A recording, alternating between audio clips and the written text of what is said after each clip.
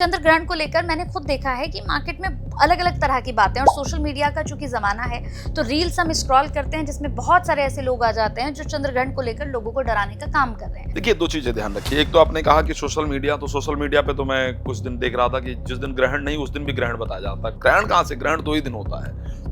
पूर्णमासी को या अमावस्या को। हमेशा जो चंद्र ग्रहण है वो पूर्णमासी को होगा और सूर्य ग्रहण हमेशा अमावस्या को होगा। ऐसे में बहुत सारे टीवी चैनल्स की भी जानता हूँ जहाँ पर मुझसे ही कहा जाता है कि साहब डरेंगे नहीं तो लोग शो नहीं देखेंगे। कैसे हैं आप सभी? बहुत बहुत स्वागत है आप सभी का इस पॉडकास्ट में। मैं आप सभी के साथ हूं कंचन। आज का पॉडकास्ट भी हमेशा की तरह बहुत ही स्पेशल, बहुत ही खास होने जा रहा है, क्योंकि आज के पॉडकास्ट में, आज के इस खास एपिसोड में हम बात करने वाले हैं चंद्र ग्रहण को लेकर। आखिर चंद्र ग्रहण की वजह से लोग बहुत भ्रमित हैं। लोगों को लगता है कि चंद्र ग्रहण जो है वो उनके जीवन पर बहुत ज्यादा प्रभाव डालता है, उनके स्वास्थ्य पर प्रभाव डालता है, उनके रिलेशनशिप पर प्रभाव डालता है, और चंद्र ग्रहण की वजह से बहुत सारी चीजें इधर उधर खराब होने लगती हैं। ऐसी बहुत सारी बातें मार्केट में इस वक्त चल रही हैं। बहुत से लोग सोचते हैं कि चंद्र ग्रहण जो है ये इतना ज्यादा प्रभाव डालता है कि हम अपने रिश्तों से अलग हो जाते हैं। तो आज इसी पर हम बात करने वाले हैं कि चंद्र ग्रहण जो है वो आखिर है क्या। ज्योतिष के हिसाब से अगर मैं बात करूं तो इसे अशुभ क्यों माना जाता है, ये सवाल बहुत इंपॉर्टेंट है, क्योंकि वैज्ञानिकों की अगर हम बात करें तो वो सिर्फ इसे एक खगोलीय घटना बताते हैं। तो आज इन सारी बातों पर हम जवाब लेने वाले हैं। बहुत सारे ऐसे मिथ हैं जिस पर हम बात करने वाले हैं। तो चलिए फिर इस पॉडकास्ट को शुरू कर रही हूँ। मेरे साथ आज जो मेरे खास मेहमान हैं, जाने माने एस्ट्रोलॉजर राज मिश्रा जी मेरे साथ जुड़े हुए हैं। बहुत बहुत स्वागत है सर आपका। धन्यवाद आपका कंचन जी। सर, जैसे कि मैंने कहा कि आज हम इसी से शुरुआत कर रहे हैं कि चंद्र ग्रहण जो है, क्योंकि चंद्र ग्रहण को लेकर मैंने खुद देखा है कि मार्केट में अलग अलग तरह की बातें, और सोशल मीडिया का चूंकि ज़माना है तो रील्स हम स्क्रॉल करते हैं जिसमें बहुत सारे ऐसे लोग आ जाते हैं जो चंद्र ग्रहण को लेकर लोगों को डराने का काम कर रहे हैं कि भाई चंद्र ग्रहण पड़ रहा है तो आपके जीवन में अब बहुत उथल पुथल होने वाली है, स्वास्थ्य खराब हो जाएगा, रिलेशनशिप खराब हो जाएंगे। तो मैं आपसे जानना चाहती हूँ सर, ये चंद्र ग्रहण जो है ये क्या है? और क्योंकि हमने कहा कि अगर हम वैज्ञानिक तौर पर देखें तो इसे खगोलीय घटना कहा जाता है, लेकिन ज्योतिष के हिसाब से हम देखें तो आज भी इसे अशुभ माना जाता है। तो इस पर बताइए। देखिए, 2 चीज़ें ध्यान रखिए। एक तो आपने कहा कि सोशल मीडिया पे तो मैं कुछ दिन देख रहा था कि जिस दिन ग्रहण नहीं उस दिन भी ग्रहण बताया जाता है। कहीं एक सोशल मीडिया पर एक वीडियो वायरल हो रही थी, जन्माष्टमी के दिन की जी ग्रहण है, ध्यान रखिएगा। तो बहुत सारे लोग फ़ोन करते हैं, साहब ग्रहण है, तो ग्रहण कहाँ से? ग्रहण 2 ही दिन होता है। पूर्णमासी को या अमावस्या को। हमेशा जो चंद्र ग्रहण है वो पूर्णमासी को होगा और सूर्य ग्रहण हमेशा अमावस्या को होगा।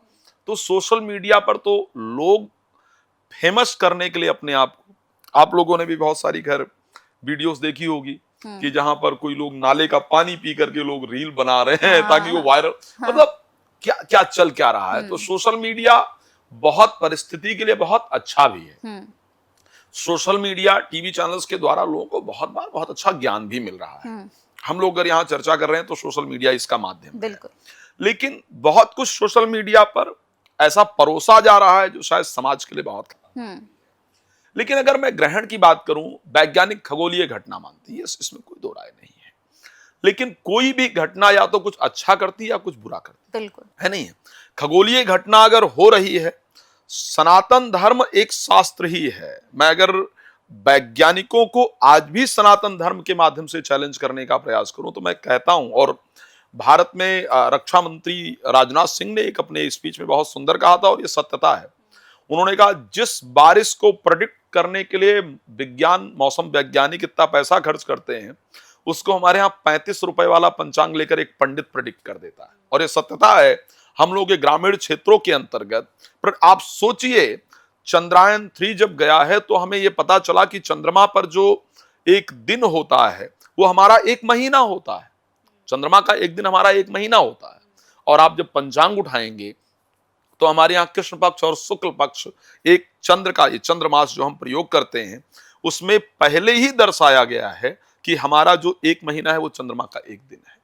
तो हमारा साइंस कितना से, कृष्ण पक्ष को हमारे यहाँ रात्रि कहा गया, शुक्ल पक्ष को दिन कहा गया है, दोनों मिलाकर दिन रात्रि हुआ और वो चंद्रमा का 1 दिन है और हमारा 1 महीना हो गया।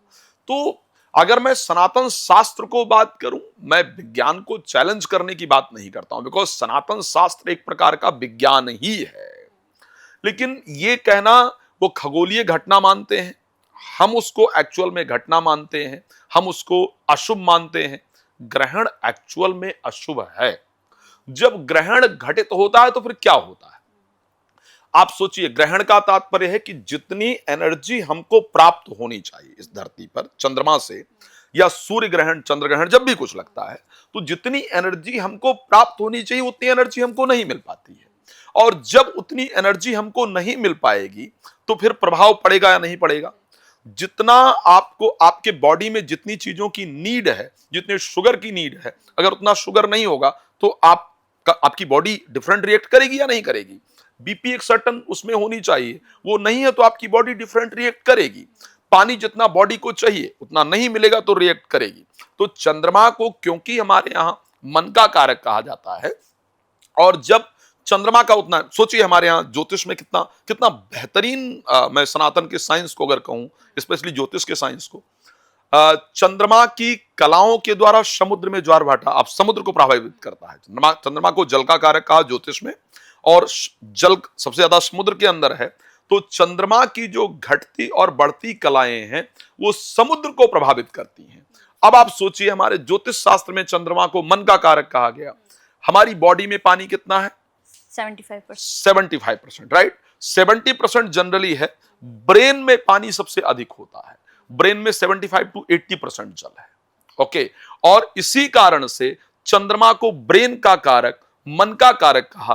तो जो चंद्रमा समुद्र में सबसे अधिक पानी होने के कारण उसको प्रभावित कर सकता है, वो चंद्रमा हमारे बॉडी में सबसे अधिक पानी होने के कारण हमको नहीं, हमारे मन में, मस्तिष्क में सबसे अधिक जल होने के कारण उसको प्रभावित नहीं कर सकता है।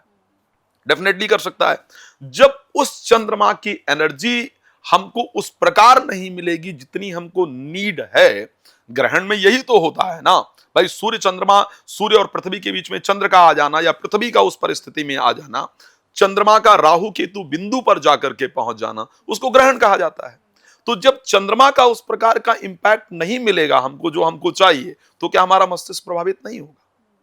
तो उस परिस्थिति के अंतर्गत मस्तिष्क का प्रभावित होना बहुत साधारण है। उसके साथ ही ये साइंस भी कहता है, मैं स्पेशली अगर चंद्र ग्रहण का भी उसी प्रकार का प्रभाव है, लेकिन अगर मैं सूर्य ग्रहण को लेकर के बात करूं तो वहां पर तापमान में, जब सूर्य ग्रहण होता है तो तापमान में गिरावट आ जाती है। तापमान में गिरावट आने पर जो कीट पतंगे हैं वो ज्यादा सक्रिय हो जाते हैं, ठंडी हवा चलना प्रारंभ हो जाती है। ये साइंस कहता है, ये मैं नहीं कह रहा हूं। तो ऐसे परिस्थिति में कीट पतंगों के ज्यादा एक्टिव हो जाने से, उस टाइम अगर आप भोजन कर रहे हैं तो फिर क्या होगा? उस भोजन में कीटाणु के ज्यादा एक्टिव होने के कारण भोजन आपको नुकसान करेगा या नहीं करेगा? चंद्रमा, क्योंकि आपका मस्तिष्क जब तक फिट नहीं है, मस्तिष्क को जो एनर्जी चंद्रमा से चाहिए, अगर वो एनर्जी आपको नहीं मिल पा रही है तो आपके मन में उस प्रकार की हैप्पीनेस नहीं होगी, आपके काम करने की क्षमता उस प्रकार नहीं होगी। लोग कहते हैं बाहर मत निकलिए। भाई, जब मेरा मन प्रसन्न नहीं है या मेरा मन पूरा फोकस नहीं है, क्योंकि मुझे वो एनर्जी नहीं मिल रही है, मैं उस टाइम पर अगर गाड़ी ड्राइव कर रहा हूं तो एक्सीडेंट होने का खतरा सबसे अधिक है या नहीं है? अगर मैं उस टाइम किसी रिलेशन को लेकर के बात कर रहा हूं, ठीक, तो मैं वो मेरा माइंड का वो स्टेट ही नहीं है कि मैं उस पर प्रॉपर तरीके से फोकस कर सकूं, तो मेरा होगा या नहीं होगा? अगर कोई कहा गया कि काटना नहीं चाहिए, तोड़ना नहीं चाहिए महिला को, राइट? प्रेगनेंसी के दौरान महिला का जो सोचने का तरीका है, जो उसके मस्तिष्क का तरीका है, क्योंकि उसकी एनर्जी दो जगह डाइवर्ट हो रही है, तो वो शायद इमोशनल ज्यादा होती है, उसको ज्यादा अटेंशन की नीड होती है। वो उस मानसिक परिस्थिति के साथ नहीं होती जो नॉर्मल परिस्थिति के अंदर होती है। अगर उस टाइम, मैं साइंटिफिक बात कर रहा हूं, बाकी चीजों पर तो मैं शास्त्र क्या कहता है उस पर चर्चा कर लूंगा। अगर उस टाइम वो कुछ काट रही है और उसका मस्तिष्क पूरा फोकस नहीं है, तो ऐसे परिस्थिति में, और पहले की बात करें जब लाइट की व्यवस्था कम होती थी, अंधेरा भी, चंद्रमा की पूरी एनर्जी नहीं मिल रही, अंधेरा होने के चांस ज्यादा है, तो उसके हाथ कटने का चांस सबसे अधिक हो सकता है या नहीं? बिल्कुल। तो ऐसे परिस्थिति में उन्होंने कहा कि उसके दौरान काटना नहीं है। चंद्रमा को हमारे नेत्र का भी कारक कहा गया है। आज के समय में इलेक्ट्रिक इत्यादि की व्यवस्था है। पहले आप लोगों ने भी अगर गांव में सुना होगा तो लालटेन जला करके जनरली लोगों ने देखा होगा भोजन वगैरह बनता था, या मैंने तो वो समय देखा है जब केरोसिन ऑयल, मिट्टी का तेल, उसका एक दिया जलाया जाता था और उस दिए के उजाले में खाना भी बनता था, खाया भी जाता था। चंद्रमा की रोशनी उस टाइम बड़ी इंपॉर्टेंट होती थी, उजाली रात बड़ी अच्छी मानी जाती थी। अगर ग्रहण लगा है, चंद्रमा की उतनी रोशनी नहीं पहुंच पा रही है, उस टाइम अगर कोई सुई में आप धागा डाल रहे हैं या कुछ कर रहे हैं तो फिर वो सही तरीके से होने का, या कुछ आप सिल रहे हैं तो क्या वो पॉसिबल है आपके लिए सिल पाना? तो ये हमारे ऋषि मुझे लगता है आज के साइंस से कहीं ज्यादा आगे थे। उन्होंने जो कुछ कहा है उसको काटने के बजाय उस चीज को समझना आवश्यक है कि उन्होंने आखिर ऐसा कहा क्यों था। तो जो खगोल शास्त्र आज कहता है कि ये जनरल एक खगोलीय घटना है, खगोलीय घटना तो है ही, इसमें तो कोई कह ही नहीं सकता कि नहीं है, लेकिन उस खगोलीय घटना का इंपैक्ट हम सभी के जीवन पर पड़ता जरूर है। तो जो कुछ कहा गया है उसके पीछे कोई लॉजिक है, मुझे लगता है कि उसको फॉलो करना चाहिए। कहा जाता है कि जब भी ग्रहण का प्रभाव पड़ता है तो स्लीप हार्मोन भाई, आपको दिन में उतनी नींद नहीं आती लेकिन रात में आपको बहुत नींद आती है। रात में नींद आने का लॉजिक क्या है? क्योंकि हवाएं शीतल हो जाती हैं, रोशनी कम हो जाती है, तो उस टाइम पर आपके बॉडी में जो स्लीप हार्मोन है जिसको मेलाटोनिन कहा जाता है, बदलाव हो जाता है उनमें, और आपके बॉडी में वो रिलीज होना शुरू हो जाता है, आपकी बॉडी उसको छोड़ना शुरू कर देती है, जिस कारण से आपको सुस्ती आना प्रारंभ हो जाती है, आपको नींद आना प्रारंभ हो जाती है। तो ऐसी परिस्थिति में आपका सोने का मन करता है। तो जब आपका सोने का मन कर रहा है, आपकी बॉडी नींद टाइप रिएक्ट कर रही है, तो उस टाइम बाकी काम आप कहां से कर सकते हैं? इसलिए हमारे ऋषियों ने कहा था कि भाई ग्रहण के समय पर खाना मत खाओ, खाने में तुलसी पत्ता डाल दो, गंगा जल डाल दो, कुसा डाल दो, बिकॉज ये एंटीबायोटिक है, जिस कारण से उसमें कीटाणु उत्पन्न ना होने पाए। उसके बाद उन्होंने कहा खाना मत खाओ, बिकॉज आपकी बॉडी में सूर्य आपके पित्त, जो डाइजेस्टिव सिस्टम है आपका, पित्त प्रकृति है उसको हैंडल करता है, आपका डाइजेस्टिव सिस्टम उस प्रकार काम नहीं कर रहा होगा। तो अगर ना हो, संभव हो सके तो खाना प्लीज मत खाइए। उन्होंने कहा कि उस टाइम काटो नहीं, तोड़ो नहीं, बिकॉज जो रोशनी आपको मिलनी चाहिए वो नहीं मिल पा रही है। अगर आप उसको करोगे तो नुकसान के चांसेस हैं। ये नहीं कहा उन्होंने कि नहीं ऐसा हो ही जाएगा, ये नहीं है, उसके चांसेस सबसे अधिक हैं। तो खगोलीय घटना लेकिन हमारे जीवन को प्रभावित कर। बहुत से लोगों ने ये भी कहा, चूंकि अब सोशल मीडिया से हमने बात शुरू की, तो एक और बहुत ज्यादा वीडियो वायरल हो रही है। लोग कह रहे हैं कि चंद्र ग्रहण के दौरान जो है आपको सोना नहीं चाहिए रात में। क्या ये सत्य है? देखिए, एक्चुअल में नहीं, उस टाइम पर आपको नहीं सोना चाहिए, बिकॉज जब आप सोते हैं और चंद्रमा की एनर्जी आपको प्रॉपर नहीं मिल पाती है, सोते हुए भी आपके मस्तिष्क तो हमेशा आपका वर्क करता है, आपके मस्तिष्क का एकाग्र होना और सही कंडीशन में होना बहुत इंपॉर्टेंट। नहीं तो उस टाइम पर डरावने स्वप्न आ सकते हैं, डरावनी चीजें आ सकती है, आपके मस्तिष्क में जो हार्मोन्स हैं वो जो डरी हुई चीजों क्रिएट करने वाले रिलीज हो सकते हैं। स्पेशली उस महिला को कहा गया नहीं सोना चाहिए जिसके गर्भ में शिशु हो। अच्छा। तो उस पर नेगेटिव इंपैक्ट पड़ सकता है, खराब प्रभाव पड़ सकता है, उसकी मानसिकता प्रभावित हो सकती है, इसलिए कहा कि उस टाइम पर नहीं सोना चाहिए। तो एक्चुअल में नहीं सोना चाहिए। अच्छा, ठीक है। और चंद्र ग्रहण जब पड़ता है तो उस वक्त हमें कौन कौन सी सावधानियां रखनी चाहिए? देखिए, विशेष रूप से जो जिन मैंने सावधानियों की बात की है कि आपको गाड़ी ड्राइव नहीं करना चाहिए, आपको बाहर नहीं जाना चाहिए। अगर आप जा ही रहे हैं या गाड़ी ड्राइव कर रहे हैं तो कृपया बहुत सावधानी के साथ करें, स्पीड वगैरह का बहुत ध्यान रखने का प्रयास करें। अगर बहुत पॉसिबल नहीं है तो खाना नहीं खाना चाहिए, क्योंकि आपके, भगवान करें आपके हेल्थ में कोई प्रॉब्लम ना हो, लेकिन चांसेस इस प्रकार के जरूर रहते हैं कि आपके हेल्थ में प्रॉब्लम हो। तो उस परिस्थिति के अंतर्गत आपको खाना नहीं खाना चाहिए। खाना ही पड़े तो लिक्विड भोजन करना चाहिए जो आसानी से आपका डाइजेस्ट हो जाए। उसमें ऐसी चीजें ज्यादा प्रयोग करनी चाहिए जिसमें एंटीबायोटिक की मात्रा हो, जिससे कि आपको दिक्कत ना करें। कुछ भी जनरली धार्मिक चीजों का अध्ययन करना चाहिए। चंद्रमा क्योंकि हमारे मन का स्रोत है, मन को एनर्जी चंद्रमा से प्राप्त होती है।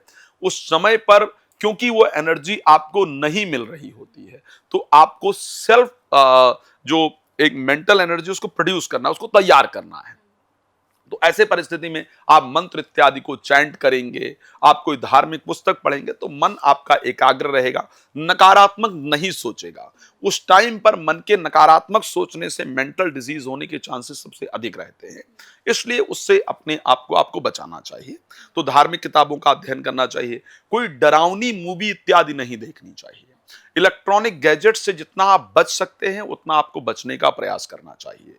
नशीली पदार्थों का सेवन नहीं करना चाहिए बिकॉज वो आपके मस्तिष्क को बहुत ज्यादा प्रभावित करती हैं। उस टाइम करने पर अगर आपका एक बार गुस्सा स्टार्ट हुआ तो कितना लेवल तक जा सकता है उसके कोई चांस हो ही नहीं सकते हैं। तो उस टाइम आपका मन बिना ड्राइवर की गाड़ी की तरह होता है। तो इस परिस्थिति के अंतर्गत आपको नशीली पदार्थों का सेवन नहीं करना चाहिए, मांसाहार इत्यादि से बचना चाहिए। खाने के लिए तो मैंने वैसे मना किया, स्पेशली वो है प्रेग्नेंट वुमेन के लिए, या जो लोग जिन लोगों की दृष्टि में थोड़ी कमजोरी के उसमें काटना तोड़ना ये सब चीजें आपको नहीं करना चाहिए। तेज आवाज में टीवी इत्यादि नहीं देखना चाहिए। तो ये कुछ सावधानियां हैं। तो ये जो चंद्र ग्रहण है ये हर राशि पर प्रभाव डाल रहा है या कोई ऐसी स्पेसिफिक कोई एक ऐसी देखिए, राशि सबसे है? पहले क्योंकि कुंभ राशि के अंतर्गत ये ग्रहण घटित होने जा रहा है, और इस बार आपको एक बात बता दूं, 2 ग्रहण एक साथ घटित होने जा रहे हैं। ठीक है, 21 सितंबर को सूर्य ग्रहण है, 7 सितंबर को चंद्र ग्रहण है। जो चंद्र ग्रहण प्रारंभ हो रहा है वो भारतीय समय अनुसार रात को 9:57 पर प्रारंभ होगा और 1:26 पर यह ग्रहण जाकर के खत्म होगा। सतभिषा नक्षत्र के अंतर्गत और कुंभ राशि में ग्रहण घटित होने जा रहा है। 7-8 सितंबर आप सभी लोग जानते हैं, 7 सितंबर यानी रात को 9:57 पर प्रारंभ हो जाएगा। 8 सितंबर अर्ली मॉर्निंग रात को 1:26 पर जाकर के खत्म होगा। सूतक प्रारंभ होगा 7 तारीख को दोपहर को 12:57 पर। क्योंकि ये ग्रहण 2 ग्रहण एक साथ घटित होने जा रहे हैं और जब जब पहले 2 ग्रहण एक साथ घटित हुए हैं तो मैं उसका थोड़ा सा इतिहास आपको बता देता हूं, फिर मैं राशियों पर आता हूं। 2022 में 1 मई को सूर्य ग्रहण था। पीछे भी बहुत सारे हुए हैं लेकिन मैं कुछ छोटा डिटेल, क्योंकि बहुत सारा समय आप लोग भी नहीं देख पाएंगे और उतनी सारी डिटेल पे आऊंगा, बहुत सारा समय लग जाएगा। 1 मई 2022 को सूर्य ग्रहण था और उसके साथ 16 मई 2022 को चंद्र ग्रहण था। फिर 25 अक्टूबर 2022 को सूर्य ग्रहण था और 8 अक्टूबर 2022 को चंद्र ग्रहण था। आखिर जब ये ग्रहण हुआ तो उस समय पर क्या हुआ, ग्रहण पूरे विश्व के लिए आखिर क्या परिस्थिति लेकर के आता है जब 2 ग्रहण एक साथ घटित होते हैं। तो एक तो 2022 में रहा, 2021 में 26 मई 2021 को चंद्र ग्रहण रहा, सूर्य ग्रहण रहा, क्षमा चाहूंगा। फिर 10 जून 2021 को, नहीं पहले 26 मई 2021 को चंद्र ग्रहण, फिर 10 जून 2021 को सूर्य ग्रहण पड़ा। फिर 2021 में ही 19 नवंबर 2021 को चंद्र ग्रहण और 4 दिसंबर 2021 को सूर्य ग्रहण पड़ा। 2023 में 14 अक्टूबर 2023 को सूर्य ग्रहण, फिर 28 अक्टूबर 2023 को चंद्र ग्रहण पड़ा। तो इस प्रकार से जब जब 2 ग्रहण एक साथ पड़े हैं तब तब क्या परिस्थिति हुई है। श्रीलंका में राजनीतिक संकट 2022 में आप सभी लोगों ने देखा कि श्रीलंका की पूरी राजनीति परिवर्तित हो गई। क्या परिस्थिति हुई जो विश्व के अंतर्गत हुई है उसको देखा गया है। पाकिस्तान में महाभूकंप जब 2022 का जब दोनों ग्रहण एक साथ पड़े तो उस समय पर हुआ। जापान में पूर्व प्रधानमंत्री शिंजो आबे की हत्या उसी समय पर हुई, दोनों ग्रहण के एक साथ होने पर। राजनीतिक लोगों के लिए भी बड़ा आसान नहीं होता है।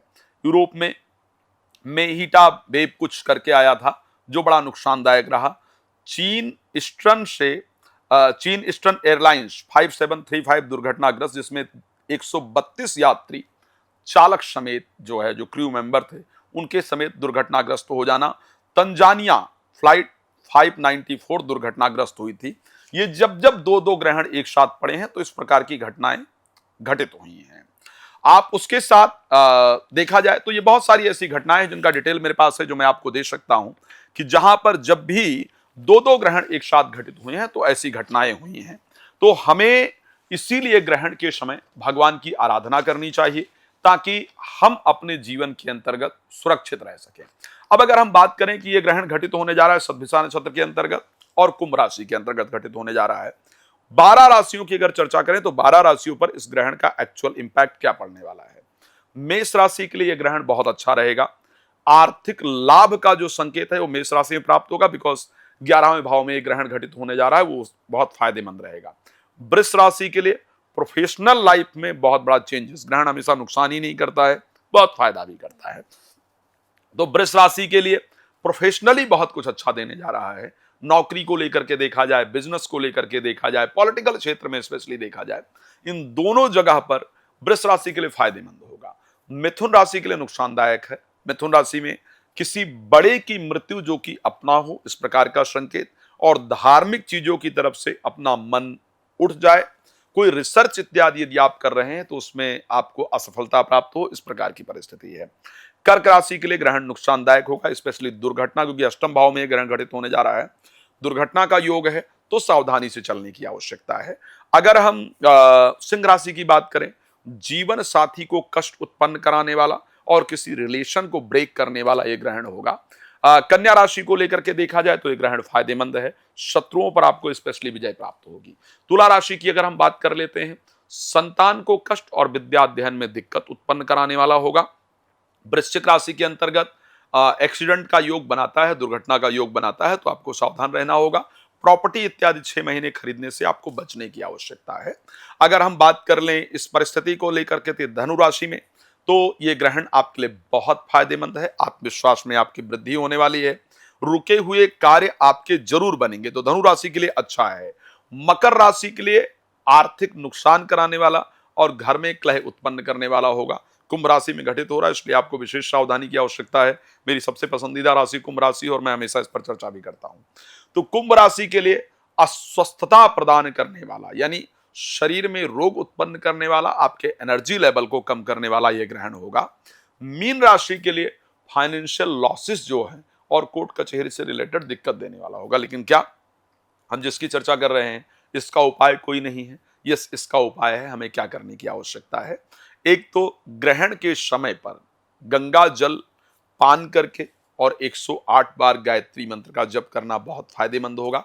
जब ग्रहण समाप्त हो जाए तो ऐसी परिस्थिति में नहाने के पानी में गंगा जल डालें, उससे स्नान करें और उसके बाद दूध, चावल, चीनी, दूध, चावल और चीनी, अगर पॉसिबल है तो चांदी का कोई सफेद टुकड़ा लेकर के और उसको दान करना निश्चित रूप से फायदेमंद होगा। ग्रहण के दौरान चांदी के पात्र में जल भर के रखना, उसको पीना। ग्रहण के दौरान चांदी के किसी भी चीज को अपने शरीर में धारण करके रखना या अपने पास रखना फायदेमंद होगा। जी कंचन जी। बिल्कुल। जैसे अगर हम देखें तो चंद्र ग्रहण में सबसे ज़्यादा लोगों को किस बात से डराया जा रहा है? क्योंकि सोशल मीडिया पे हम देख रहे हैं कि लोगों को डराया बहुत जा रहा है। सिर्फ सोशल मीडिया नहीं, बहुत से ऐसे लोग भी हैं जो लोगों को चंद्र ग्रहण के नाम पर डरा रहे हैं। तो वो कौन-सी बात है जिसे लेकर लोगों को भ्रमित और डराया जा रहा है? ऐसे में बहुत सारे टीवी चैनल्स की भी जानता हूँ, हुँ, जहां पर मुझसे ही कहा जाता है कि साहब डरेंगे नहीं तो लोग शो नहीं देखेंगे। ठीक है, तो मुझे लगता है कि जो मेरा सनातन था, जो मेरा धर्म था, उसमें लोगों को सर्वे भवन्तु सुखना की बात की जाती थी, परहित सरिस धर्म नहीं भाई।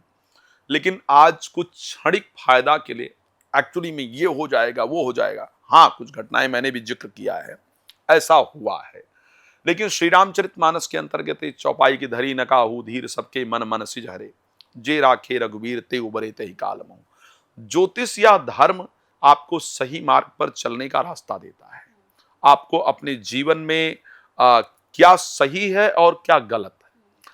जैसे ग्रह को प्रॉब्लम का कारण नहीं कहा गया है, प्रॉब्लम के कारण आपके कर्म हैं, ग्रह को उनको प्रदर्शित करने वाला कहा गया है। जैसे मान लिया जाए कि एक्सरे की जो मशीन है या जांच की जो मशीन है वो आपके बीमारी का कारण नहीं है, वो आपकी बीमारी बताने वाला है। बीमारी का कारण आपका खान पान, आपका रहन सहन है। तो इसलिए जो डराया जाता है कि ऐसा हो जाएगा, वैसा हो जाएगा, ये होगा, वो मेरे कर्म के कारण मेरे साथ लिखा हुआ है। ग्रहण को लेकर के लोग अलग अलग कितने आप डर की बात करेंगे, हो सकता है मानसिक रोग, हो सकता है ये बड़ी चीज, हो सकता है आपका डिवोर्स और ये सब वो सब। उससे बचा कैसे जा सकता है, उस पर बात करनी चाहिए। वो क्यों हो सकता है उसकी मैंने चर्चा की है कि क्योंकि आपका जो एक मानसिक लेवल है वो उस तरीके का काम नहीं कर रहा होता है, जिस कारण से उसके होने के चांस बहुत ज्यादा है। जैसे आपने बताया कि सूर्य ग्रहण भी इसी महीने में पड़ रहा है, 21 तारीख। हाँ, 21 तारीख को। तो सूर्य ग्रहण में हमें किस किस चीज की सावधानी रखनी चाहिए? देखिए, दोनों ग्रहण में एक ही प्रकार की सावधानी। चंद्र ग्रहण में कम, चंद्र ग्रहण मन पर प्रभावित करता है, सूर्य ग्रहण आपकी बॉडी पर प्रभावित करता है।